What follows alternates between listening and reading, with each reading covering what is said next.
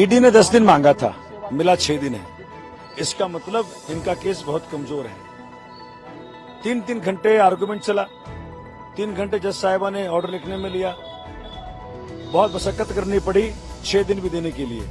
मुझे लगता है कि जिस प्रकार से चीजें चल रही हैं, आज पूरा इंटरनेशनल मीडिया आज इस बात को देख रहा है।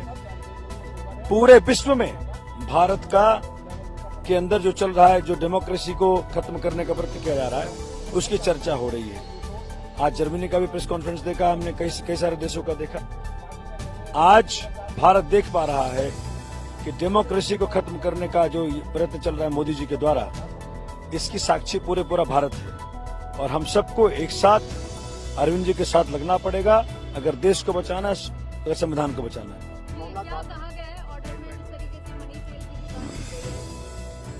ना मनी है ना ट्रेल है। सितंबर 2023 का कोई एक इन्होंने रचा हुआ है मनोहर कहानियां, उसी को बार-बार रिपीट करते हैं। एक एक्यूज को मारो पीटो, बना लो गवाह, उससे जो मर्जी बुलवा लो, और कुछ नहीं इनके पास खोखला, सब कुछ खोखला है। मोदी जी भी खोखले हैं, भाजपा भी खोखला है, इन्हें कहानी भी खोखला है।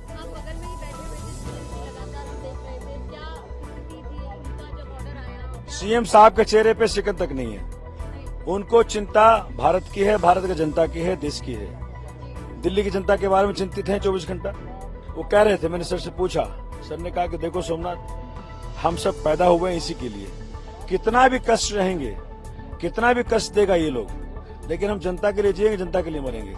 हम भगत सिंह के चेले हैं। भगत सिंह जी ने सामना किया अंग्रेजों का, हम लोग सामना कर रहे हैं इसका।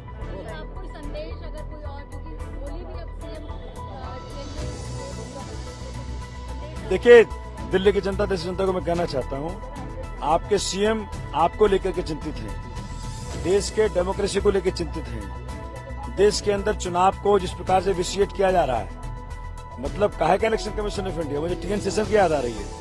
अगर टीएन सेशन होते तो बताते भाजपा को कि वो कैसे इलेक्शन कमीशन काम करता है। जब तुम विपक्ष के सारे नेताओं को जेल भेजोगे, हमारे अकाउंट्स फ्रीज करोगे, इलेक्ट्रल बॉन्ड्स पे चुप्पी साधोगे, साफ साफ बाहर बात आ गई। 7,000 करोड़ तुमने लिया घूस में, और घूस लेने के बावजूद ईडी का दिशा उधर नहीं है, कंपनियों के नाम आ गए, ईडी ने रेड किया, उसका हवाला आ गया, रेड करने के बाद डोनेशन दिया गया बीजेपी को, उसका हवाला आ गया।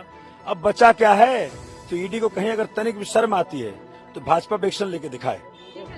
कोई बात कोर्ट में Arvind ji perfectly all right हैं। मैंने पर्सनली भी बात की थी, उन्होंने कहा मुझे कोई प्रॉब्लम नहीं है और मेरे साथ कोई ऐसा मिसबिहेवियर वाला ऐसा कोई बात नहीं है। उनको परफेक्टली रखा जा रहा है और टाइमली खाना दिया जा रहा है, क्योंकि ये शुगर के मरीज हैं और उनको प्रॉपरली ट्रीटमेंट मिल रहा है, ऐसी कोई बात नहीं। तो सर कोई दवाई वगैरह साथ ले जाने? दवाई आज हमने अलाउ करा दी है और होम कुक फूड का भी ऑर्डर करवाया है।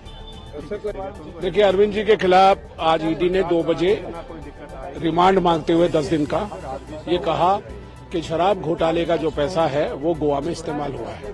उन्होंने ये भी कहा कि उनके पास किसी गवाह के बयान है जो वहां इलेक्शन लड़ रहा था, और उसके बयानों के आधार पर वो चाहते हैं कि अरविंद केजरीवाल जी से पूछताछ करें। परंतु ये नहीं बता पाए कि उस गवाह ने नाम तो लिया नहीं, उन्होंने ये तो कहा नहीं कि अरविंद केजरीवाल जी ने पैसे दिए हैं। वो कह रहे हैं हम यही जानना चाहते हैं। तो ये बड़ी अजीब सी स्थिति है। दिए हैं या नहीं दिए? हाँ, तो अरविंद जी का तो नाम ले ही नहीं रहे वो। तो अरविंद जी का अगर नाम नहीं ले रहे और अरविंद जी ने दिए नहीं है, तो मनी ट्रेल का अरविंद जी से जबरदस्ती थोड़ी कहलवा देंगे। तो ये केस मनगढ़ंत बातों पर आधारित है।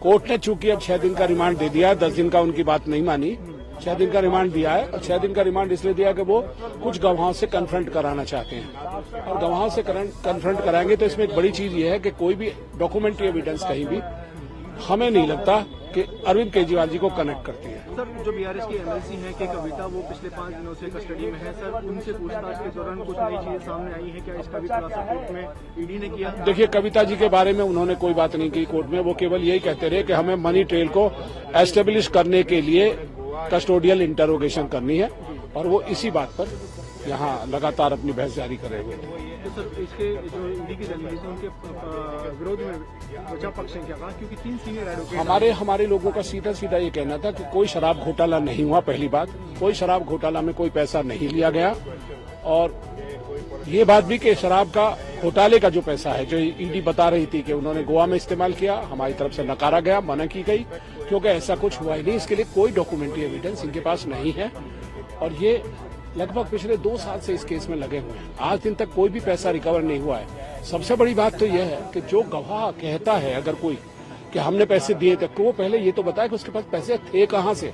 सर, आपकी बात को यहाँ बीच में काटते हुए मैं एक सवाल पूछना चाहूंगा। हाईकोर्ट ने कल कुछ साक्ष्य देखे, फाइल देखी, उसके बाद प्रोटेक्शन नहीं दिया, तो ऐसे कौन से साक्ष्य हैं जो ईडी ने पेश कर दिए? देखिए, मैं आपको बता दूं, हाई कोर्ट का कहना यह था कि आपको लोअर कोर्ट में जहां कोर्ट कंसर्न है वहां जाके अप्लाई करना चाहिए और इसीलिए ये हम यहाँ हैं और आज इसीलिए इस पर बहस हुई थी। सारा का सारा जितना भी केस है इनका, सारा का सारा गवाहों के बयानों पर आधारित है। तो दूध का दूध होगा। हमें न्यायपालिका पर पूरा भरोसा है और हम उम्मीद करते हैं कि न्यायपालिका न्याय करेगी। सर, जो रिमांड मिला है आज ईडी को, जो कस्टडी मिली है, क्या आप लोग कल उसको चैलेंज करेंगे हायर कोर्ट में? ये ऑर्डर देखने के बाद पार्टी, हमारे वकील डिसाइड करेंगे कि उन्हें क्या करना है, क्योंकि ऑर्डर अभी अपलोड नहीं हुआ है। अभी केवल ये बताया गया है कि ऑर्डर अपलोड होगा और 6 दिन का रिमांड दिया गया है। Thank you. सर,